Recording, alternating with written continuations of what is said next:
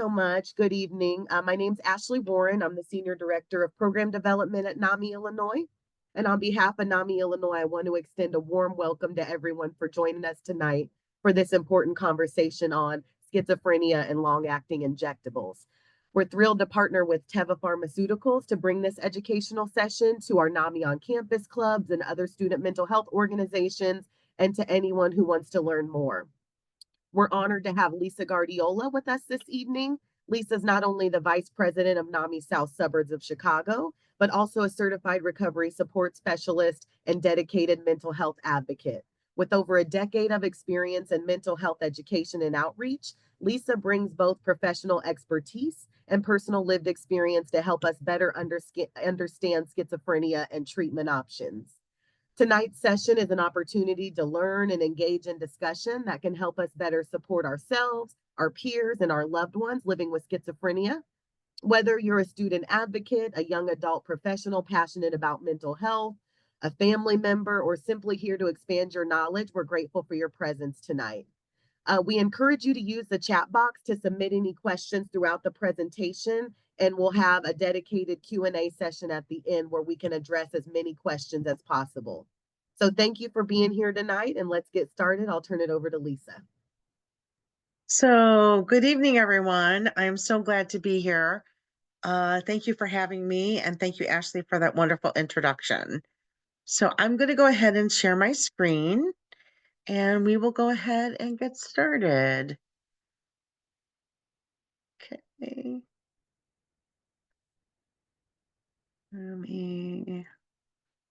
There we go.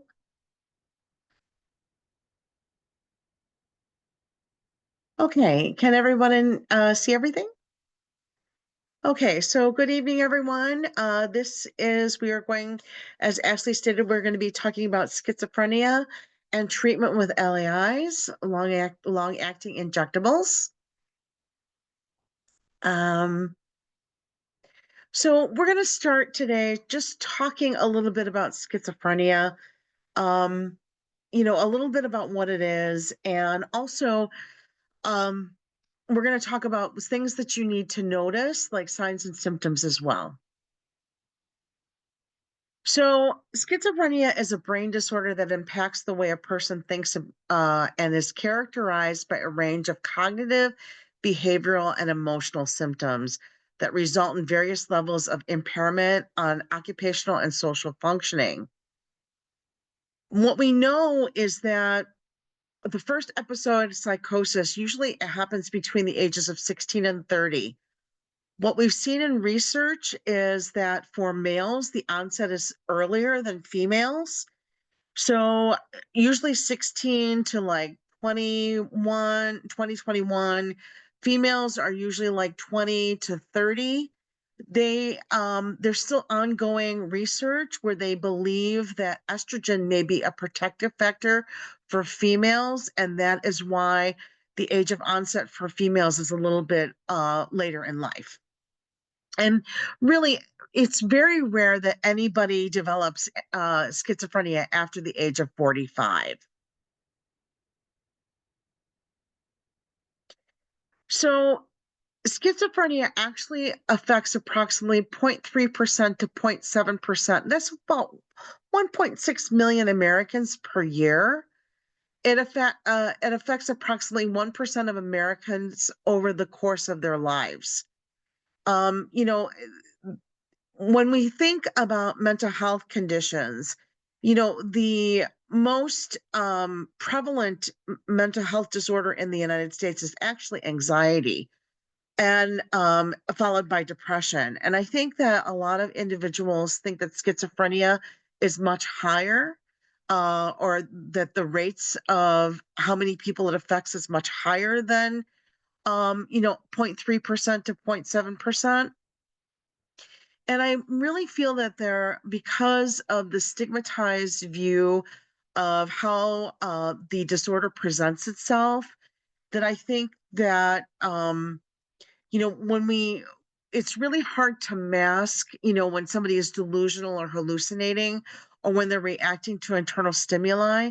Whereas, somebody who is, say, living with anxiety or depression, they have a little easier time kind of masking their symptoms and being able to cope and to um, lead a more fulfilling life. So now childhood onset schizophrenia, so that's defined as the onset before age 13, is much rarer. It does happen, but it's very, very rare, and it is affecting approximately 0.01% of children. So risk factors for schizophrenia, they feel that it's a combination of, genes or your hereditary and the environment, what stressors the individual is experiencing. So even though it is not yet possible to use like genetic information to predict who will develop schizophrenia, scientists currently believe that many different genes may increase the risk for the disorder, but no single gene causes the disorder in itself. And interactions between genes and aspects of the individual's environment are necessary for schizophrenia to develop. So I'll give you an example.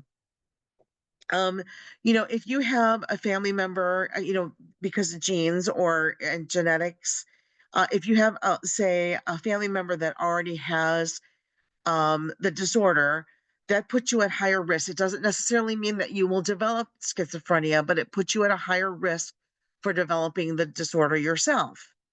Also, any stressors that you have if you're already predisposed to the disorder, let's say, for instance, you have a life-changing event, um, a recent death of a family member, or a recent move, or some type of catastrophic event, trauma that you've experienced, that can kind of trigger the genetics of your brain chemistry. As you remember, trauma changes the way that the brain functions. And so if you're already predisposed to a disorder like schizophrenia, that can actually, those stressors, those environmental stressors can can bring a risk factor for the disorder as well. So there are three phases of, schizophrenia.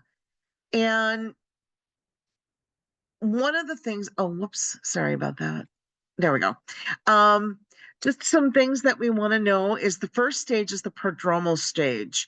And this stage, um, in this prodromal phase indicates the period from when the first change in the person occurs until he or she develops, full-blown psychosis.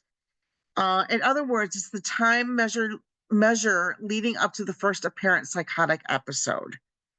So this is, we also have what is called the acute stage, sometimes referred to as the active stage. This is also termed as the acute stage. It's identified by hallucinations, paranoid delusions, and extremely disorganized speech and behaviors. So during this stage, patients resemble very obvious psychotic disorder. If left untreated, active psychotic symptoms can last for weeks or months. So signs may improve, where the patient must enter the hospital for acute care and treatment. And then we have what is called the residual stage. So this phase is when schizophrenia is referred to as a period of time when the active phase begins to resolve. It may be referred to as the recovery phase as well. So during this phase, the individual tends to have low energy and less motivation, but they're actually able to cope more with the symptoms that arise through the active stage.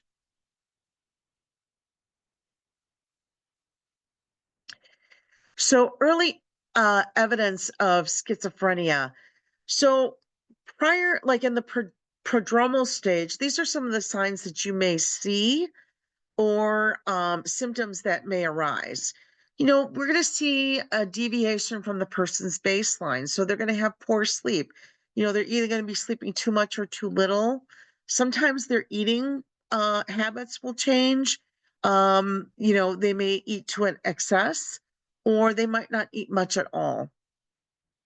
You're going to start to see more of the depressed mood, anxiety. They may experience some panic attacks, lack of motivation or energy. They'll become very irritable. They'll start to isolate and social withdraw from their friends and family. Sometimes they'll have a disruption in their relationships and deterioration of their personal hygiene. They're not going to be really taking as best care of themselves as they used to. And also they're going to have a hard time focusing. That's going to affect their ability to, work productively. If you're in school, maybe your grades may suffer. And as we also start to see that they start to have sudden excesses.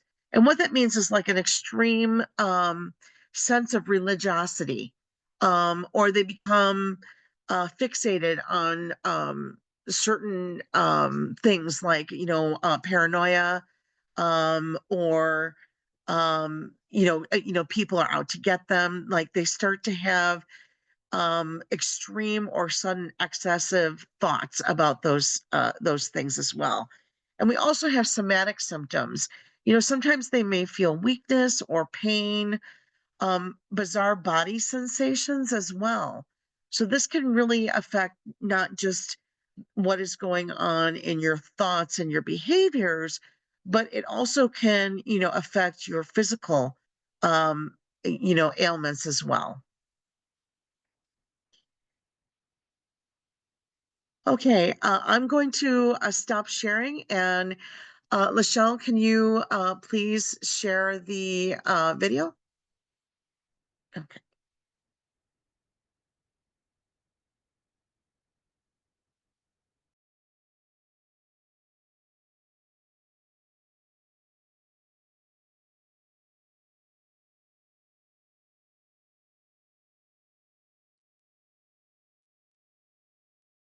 We can't hear it, Lachelle.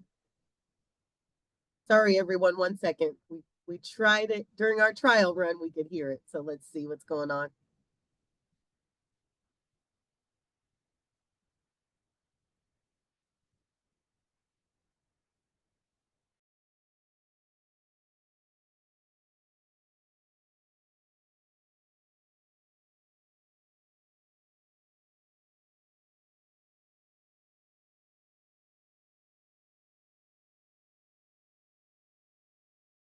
We still can't hear it, Lachelle.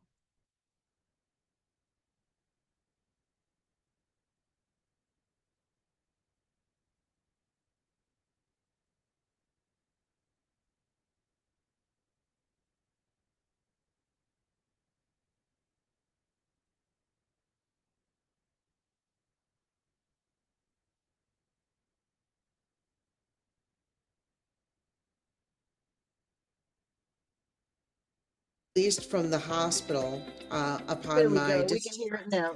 We can just start that I from the really beginning. started to educate myself about my own disorder and to really learn about what it means to. Thank you. Hello, my name is Lisa Guardiola, and I've been diagnosed with schizophrenia since 2004. I'm here to discuss with you about talking to your doctor and getting some treatment options.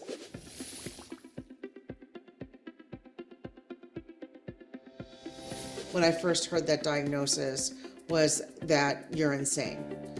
And to be really honest, we as people that live with schizophrenia stigmatize ourselves.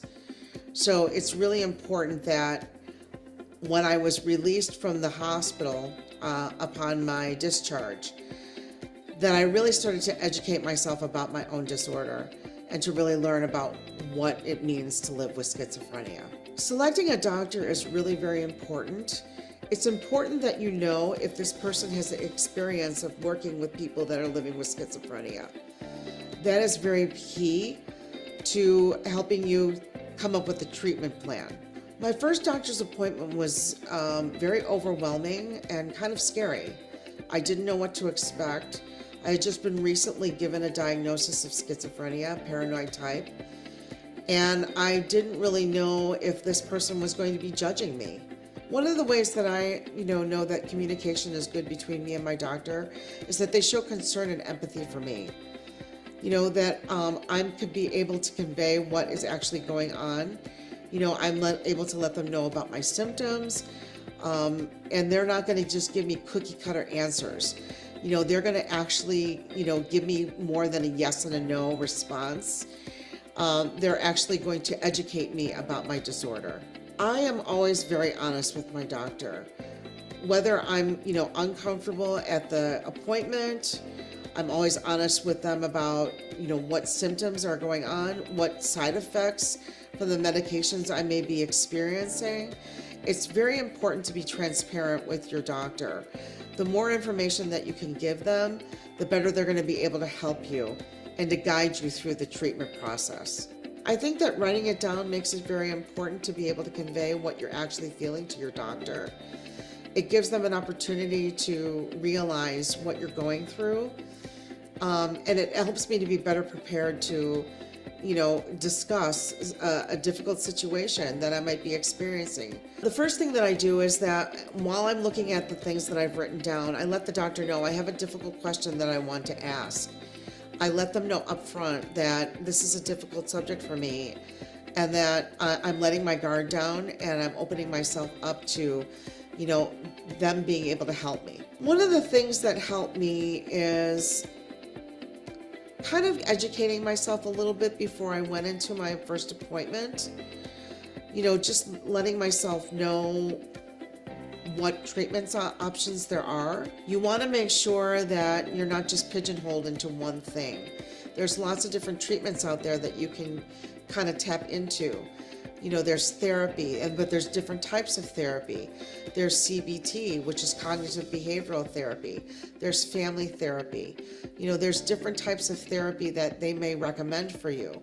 So asking these questions about therapy and also the different types of medications that you may be prescribed, that can be very helpful for you in your selection of your treatment options. Also learning about the different types of symptoms, whether they're positive, negative, or cognitive symptoms.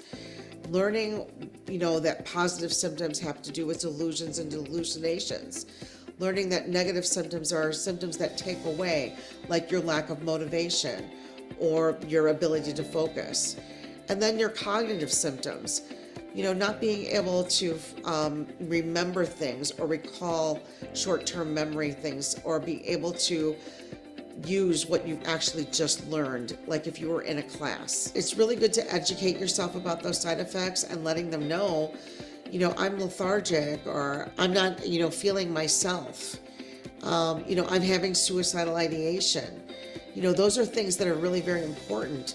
If you don't address them, they're not going to know how to help you to overcome them. So if your doctor is talking in medical jargon, give yourself a little time to kind of step back, catch your breath, and let them know, I don't understand. I may ask them to clarify and ask them to not use medical jargon and use more layman terms so that I can better understand what they're saying so that we can come up with a treatment plan together. You know yourself, even though that you may not be rooted in reality, you know what you're feeling, you know how you feel, you know the symptoms that you're experiencing and how they're affecting you. And so you're the expert on that.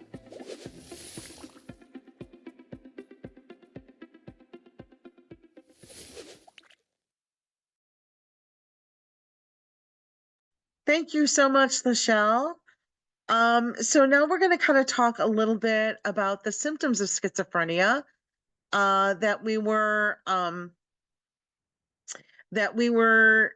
I kind of referenced in the video. So, oops. Whoops, going the wrong way. Sorry about that. So, the symptoms of schizophrenia that I kind of mentioned in the video People with schizophrenia can experience various symptoms, and the three classifications are positive, negative, and cognitive. Like I said, positive symptoms are an excess of something. Negative symptoms are a lack of something. So something is being taken away from the person's experience or their behaviors, and then cognitive deficits as well. So positive symptoms of schizophrenia may include delusions, hallucinations, and we're going to talk a little bit about that in the next slide, but also disorganized speech and behavior and grossly disorganized or catatonic behavior. So disorganized speech and behavior, sometimes when we talk about disorganized speech, we sometimes refer to that as what is called word salad. So I'm going to give you an example. So let's say you had the ability to take all of your thoughts out of your mind and put it into like a fishbowl and shake it up really good, and then put it back. And then what comes out doesn't have like a flow. So in other words, it kind of goes from topic to topic. You could be talking about your cat and then talking about a movie that you just last saw, and then talking about, oh, it's really beautiful outside. And then, it just kind of doesn't make any sense. It just kind of goes all over the place. And then you have disorganized behavior, and that can manifest as, you know, you're, um, you're outside, and it's a wonderful, warm, sunny day, and you're dressed like it's for winter. Or vice versa, it's the middle of winter and you're dressed for summer. So that can be disorganized behavior. Also, sometimes, individuals that have disorganized behavior will have like a can of Coke and a cup of coffee and a cigarette, and they're doing all three things at the same time. So that can be disorganized behavior as well. Grossly disorganized or catatonic behavior. Catatonic behavior is, let's say, for instance, an individual who is experiencing that, maybe staring off into space. They don't have any emotions, or they're not able to show their emotions as well. And so those are some things that we kind of, think of when we talk about catatonic behavior. Sometimes they can just sit for many hours and never move. They don't, or sometimes you can move their arm and it just stays in one place. So that's catatonic behavior. So the positive symptoms of schizophrenia also include delusions and hallucinations. And the thing about delusions and hallucinations is there are different types of delusions and also different types of hallucinations. So you may have delusions of persecution or paranoia, where you think that you're being surveillanced, that people are out to get you, or they're persecuting you for something that maybe you believe that you have done, but you've done no wrong at all. Um, Delusions of reference have to do with, let's say you're listening to the radio, and you believe that the radio announcers are talking specifically to you, or that the music that they're playing on the radio has hidden messages that are being sent to you. Also, it makes it very difficult when you're having delusions of reference to watch television, because, we can have instances where you believe that the that the newscasters are speaking directly to you, or that there are hidden messages throughout the television broadcast. Delusions of grandeur can do with when an individual believes that they have some type of special power, or that they're someone of importance. So let's say, for instance, if I were to state that I believe that I was the president of the United States, or I was the Virgin Mary, or I had special powers, like I had superhuman powers, or I could fly. Those are delusions of grandeur. And then we have delusions of control. Sometimes people think that they can bend things, or they can read people's minds, or that they're being controlled by other people, and that other people can, you know, um, kind of take their thoughts out of their brain. And then we have hallucinations. Now, the ones that most individuals identify when we talk about hallucinations are auditory and visual. And that's when you hear things that aren't there, or that you have, you know, people see things that are not really there. And so, let's say, for instance, that you're in your room and you have a clock in your room. When you look at the clock, you know that it's there and it's real. And, the what you're seeing is real. And so, for the individual that is living with the hallucination of the visual hallucination of what they see, what you're looking at that is real, or you're focusing on the part of their brain that processes it, um uh, what they see is functioning, and they're actually, seeing it. The brain waves, they have MRIs where they can, and CT scans where they can see that the part of your brain that controls vision is actually lighting up, and so they are seeing something that you don't see. Auditory hallucinations. Now, I don't have visual hallucinations, but me personally, I have an auditory hallucinations. So I have a voice that I hear. Now, individuals that hear different voices, or sometimes they hear multiple voices. Not everybody that hears has auditory hallucinations hears the same thing. Sometimes it's negative, sometimes it's positive. I know for myself that, when I get stressed or I'm overwhelmed, my auditory hallucination becomes more pronounced. And it also, it is can be very distressing. My voice is specifically, um, it's just one voice. It's very androgynous sounding. And when I first started hearing it, I didn't really realize if it was, a god or a deity, or if it was an angel or maybe an alien or something otherworldly.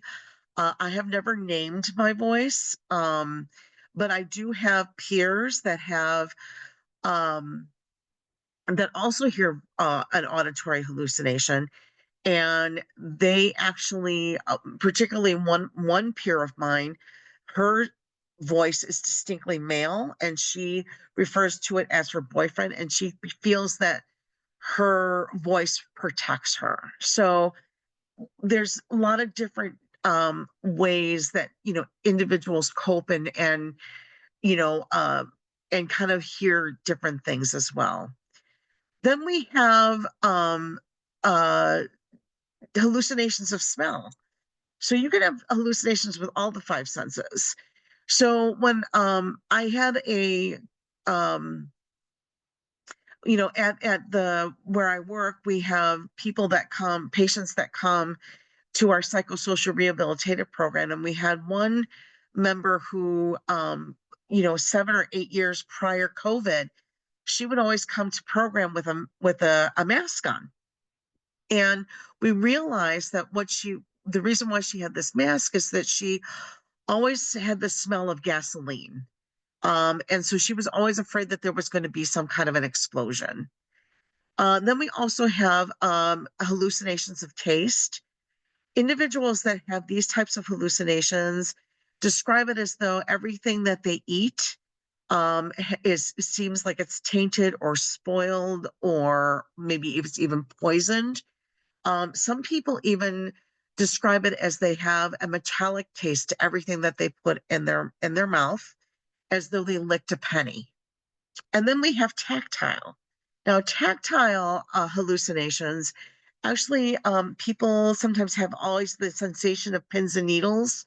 They feel like maybe bugs are crawling on them, or things are crawling underneath their skin or in their organs as well. And so these are the different types of hallucinations. Like I said, most people just automatically think of auditory and visual, but you can have them with all the five senses. Negative symptoms of schizophrenia. These are things that are taken away from the person's experience or their behavior. So let's say, for instance, a flat affect. This would be the person, the part of their brain that processes emotions is functioning, but they're just unable to show it on their face or or give an expression. They don't smile, they don't cry, um, they don't frown. They're just unable to show those emotions. It's just really they're very stone faced. Um, Delusionment with daily life. They will isolating behavior and they'll have lack of motivation to take care of themselves. Lack of motivation to do their homework or do their jobs. So there are lack of motivation to get out of bed. Those are some things that might happen. They may even kind of blurt out what they're thinking. Or they may not speak at all, even when they're forced to interact with other individuals. And then negative outcomes, such as homelessness, involvement with the criminal justice system, usually for low-lying incidents. So this would be like for disturbing the peace or, you know, um, for maybe squatting, because they're homeless and they want to keep warm. Um, Really, more individuals that live with schizophrenia are a danger to themselves than they are to others. And, many of the individuals that live with schizophrenia are really very harmless people. And then we have cognitive symptoms of schizophrenia. And this may include poor executive functioning. So that would be the inability to understand information and use it to make decisions. Also, trouble focusing and paying attention, and the ability to use information immediately after learning it. So oftentimes, that's why it can be very difficult, when you're first starting to have symptoms of psychosis when you're in school and you're trying to memorize what you've just learned. It can be very hard to retain that information that you've just been given.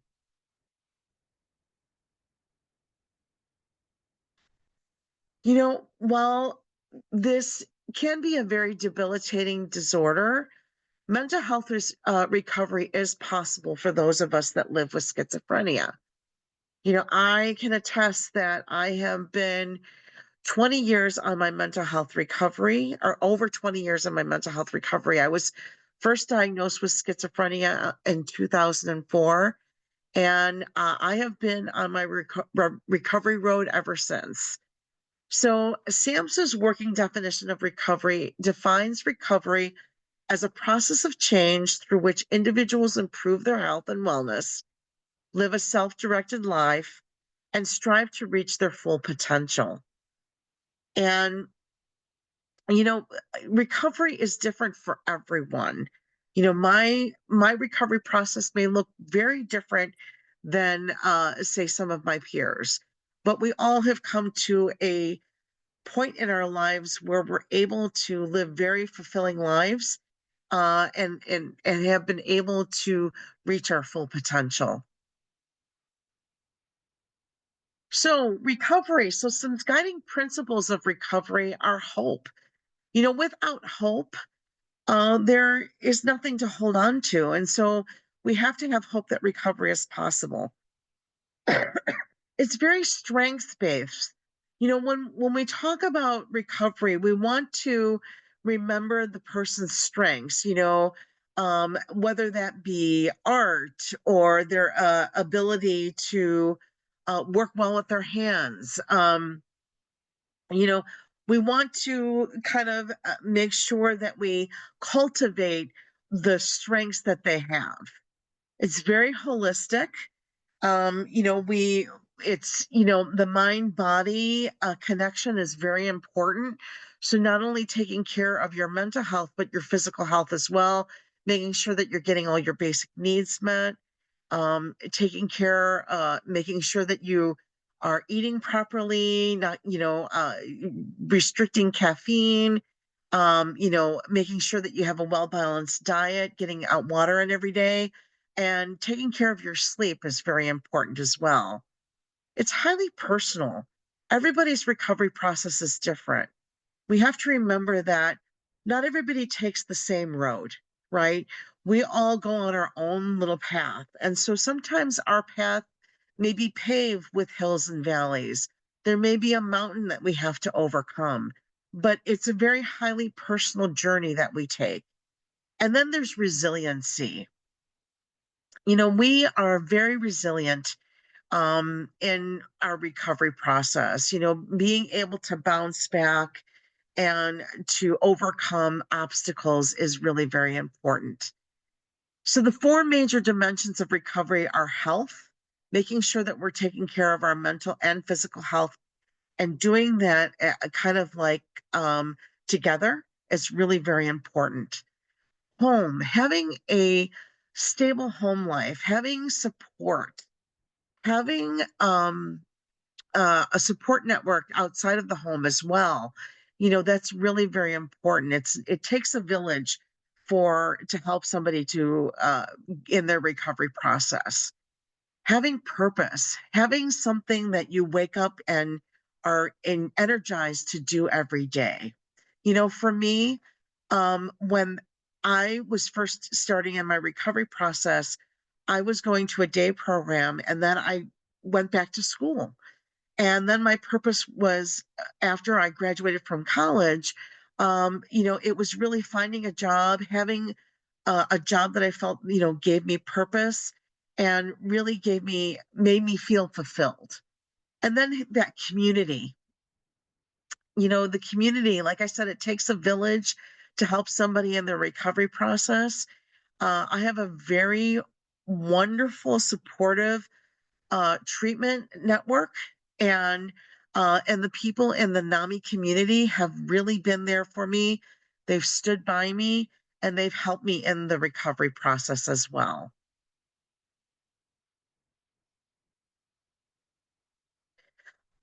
Thank you so much for having me. And I am going to stop sharing and I'm going to turn it over to Ashley.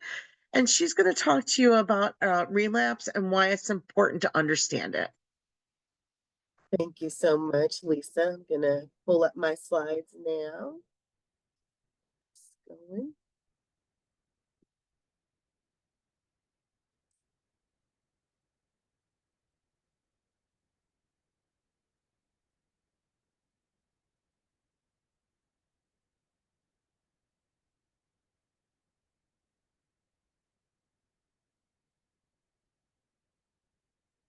Okay. All right. As Lisa mentioned, I'm going to take us through the next few slides, starting with relapse, what it is, what it looks like, the effects it has on our brain, and how to prevent relapse. In particular, I'll talk about how to present it with medication. And one of those medications I'm going to talk about is long-acting injectables, or LAIs.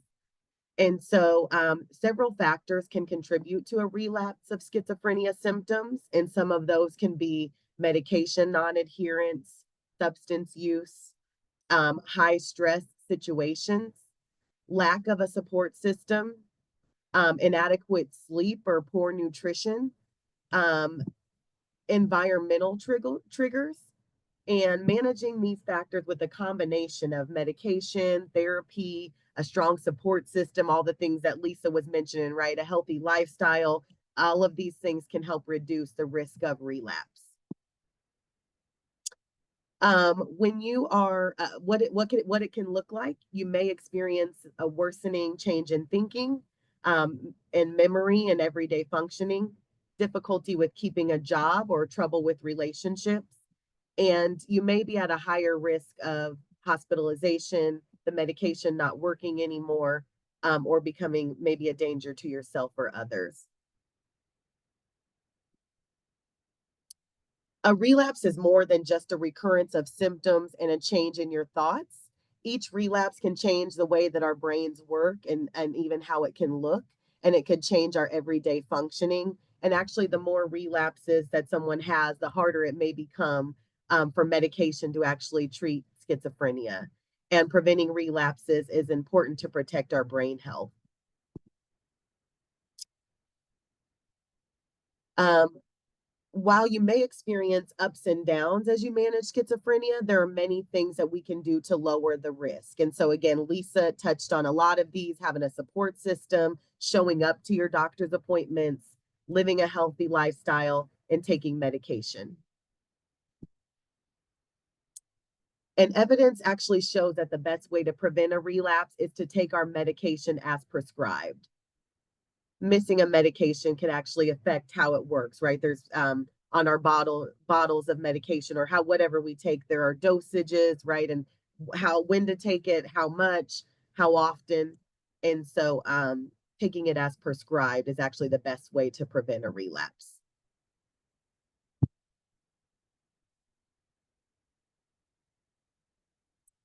Antipsychotics are a type of medication that's used to treat a variety of mental health conditions. And current provider recommendation is the use of long-acting injectables. Evidence has found that they're safe and effective. It's the same ingredients as in a pill form. A lot of times people start with the pill form to make sure that that medication works for them, and then they switch to the long-acting injectables. So you want to make sure that that's the right medication for you before you start doing the LAIs, because of it's in your system for longer, right? If you start right with the LAIs, it could be in your system longer, and before you even know if that medication is working for you. And there are different dosing options. Some medications are given a weekly dose, monthly dose, bi-monthly dose, or even every 6 months. And just like many things surrounding mental health and treatment, there's stigma, right, around taking antipsychotics. And stigma about taking antipsychotics has been identified as one of the major reasons for people not taking their medication as prescribed. And so you'll see there are some negative attitudes and stereotypes. People feel shame, the feeling of why try, and that stigma leads to a lot of people deciding not to take antipsychotics. Another reason for people not taking their medication as prescribed is forgetting. So many of us face daily challenges in remembering to take our medication. So we may forget, we may not go to the pharmacy or not be able to get there. Feeling like a daily medication is a reminder that something's wrong when we go to take that pill every day, and feeling different from everyone else by having to take that medication. These are some of the other reasons why people may not want to do a daily medication and may want to look at LAIs. There are risks associated with not taking medication exactly as prescribed, and there is a science behind figuring out how much to take and when to take it. And so not taking medication as prescribed can lead people to think that the medication's not working. And again, there's a certain dosage and time that we take it, and so needing to adhere to that can lead to more treatment episodes in a year, right, where we're going back to the doctor trying to figure out and tweak the medication.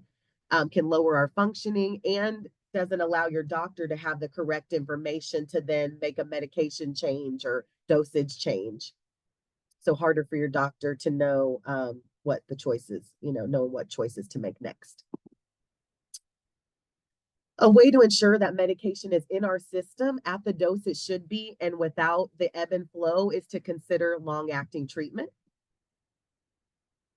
Long-acting treatment is a treatment that does not have to be taken daily.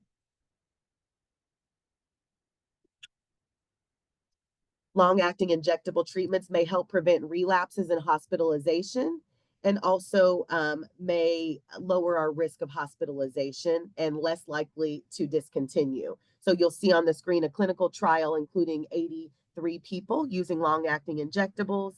After 12 months, the people using LAIs were nearly 85% less likely to relapse. So that can provide some improved stability, a schedule with less opportunity to miss a dose, and the convenience of not having to take that medication every day.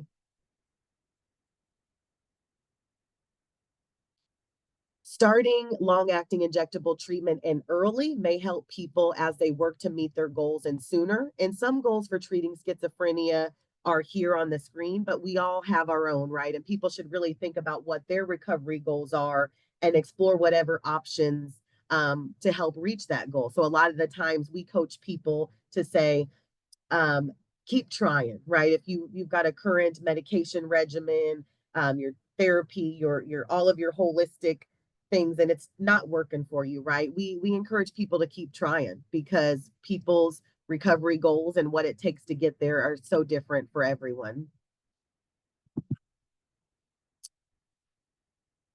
People may choose not to use a treatment, again, for many reasons.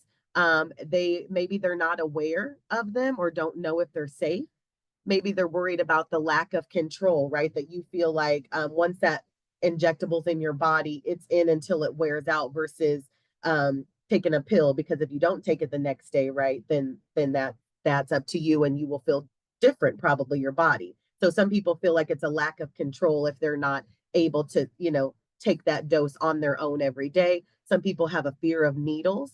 And again, some people have that stigma and shame surrounding going in to get their long-acting injectable. The thing about LAIs, if people haven't considered them or haven't tried yet, is that they can be explored at any phase in the treatment, in your treatment journey. And so some things that you can do is make a list about questions you have and concerns and talk with experts and your doctor. Talk about with yourself and your loved one, explore like the possibility of not having to take a medication every day. Again, think about that it could risk hospitalizations if that's something that's happening frequently, not having to take that every day. And then again, there's multiple treatment options for LAIs, including how often and the length of the needle and everything, the location of the injection. So as we advance, right there, I've heard recently that there's more now areas that you are able to inject with those medications. So as medicine evolves, right, then treatment options will also evolve. And so we all have to figure out what works for our bodies and our lifestyle. And if you think that a long-acting treatment may be helpful for you or your loved one, think about the questions asked during this presentation. So what does each stage look like for you? Are you already, what are you already doing to prevent a relapse, and what else could you do? What are your treatment goals? Do you have any hesitations to taking or trying LAIs? And what options in a long-acting treatment matter to you, right? The needle size, the frequency, things like that. And remember that it never hurts to just ask your healthcare professional about treatment options, and then you continue to work together on making an informed decision on what you want to try next or what road you want to go down next. So thank you so much for being here with us today. I ran through my part a little bit quickly. I want to make sure we get to the Q&As, and so we will open up for Q&A at this time. Thank you so much. And Emily, do you want to walk us through the questions, or I can, or doesn't matter? Sure. So we had a couple questions submitted. Okay. One asks, can you go back and forth from residual to active or acute stage? I forgot I was I was on mute. So you can have relapses. Yes, you can actually um you can have bouts with psychosis later on in life. So yes, that can happen. You're with treatment, making sure that you adhere to your treatment regime, making sure that you're taking your medications as prescribed, whether or if you're getting an LAI injection, that can kind of prevent that from happening. So, making sure that you're taking care of yourself and being proactive. Like, I know for myself, when I'm starting to struggle, I will ask for help. Like, I'm not afraid, but then again, I'm more self-aware. Whereas somebody who is having a first episode of psychosis, they may be experiencing that symptom of anosognosia where the they don't have the insight to know that they have a disorder. So yes. Okay, another one asks, and I know that we're just speaking from our own lived experience, but this one asks, if hallucinations only happen during sleep, is there a significance? If hallucinations only happen during sleep, is there significance? That's a really interesting question. I've never had anybody ask me about hallucinations during sleep. I when I sleep, it's not that I don't, I don't really, I have vivid dreams, and sometimes the voice will wake me up, but that's a really interesting question. I don't have an answer for that. Yeah, I just yeah, like to be honest. I yes, like thank to be you. honest, you know, Mhm. um, and just be really honest. When I don't have an answer for something. So yes, thank you, Yes, Emily. and what I was gonna say, Lisa, is I can ask these if there's anything we can answer today, I can take it back to our partners at Teva and see if they're Okay, able to answer, and then maybe I can send those responses back out. thank you. Great. Okay, we also had, do all these topics or symptoms also apply to schizoaffective disorder? So schizoaffective disorder is a combination of having schizophrenia and a mood disorder. So most likely, bipolar disorder specifically. So you're going to have those ups and downs with your mood. Will you have bouts of mania, bouts of depression? So yes, you can still have the symptoms of schizophrenia, but you also have the mood fluctuation as well. Do you have suggestions about dealing with passive aggressive behavior? Do I have suggestions about dealing with passive aggressive behavior? May I, I think the question that they're asking is like you dealing with your loved one who has passive aggressive behavior, I'm assuming. um, Unsure, so but we can yeah. answer in that scope. So yes, it can be very difficult because sometimes those of us who live with schizophrenia, um, can be when we're first having our first episode of psychosis, we can be very passive aggressive. I would urge patience, trying to remain as calm as possible, and also taking care of yourself. Making sure that you're making sure that you're able to remain calm because you're not going to be able to help your loved one if you're frustrated, right? So NAMI has support groups for the family members as well as the person who's living with the mental health condition. And we also have what is called a family to family program that really can not only teach you about the disorders, but it can also discusses like how you can positively interact with your loved one as well. And so I would advise it's a really great class. I mean, like I said, I didn't take it because I'm a person living with the disorder, but I know that it really helped my mother to interact with me. And it also helped with my first hospitalization. She knew what to do and how to get me the help that I needed. Another question we had, which we may need to find the answer to and come back to, is Okay. which medications are available as long-acting injectables? Mhm.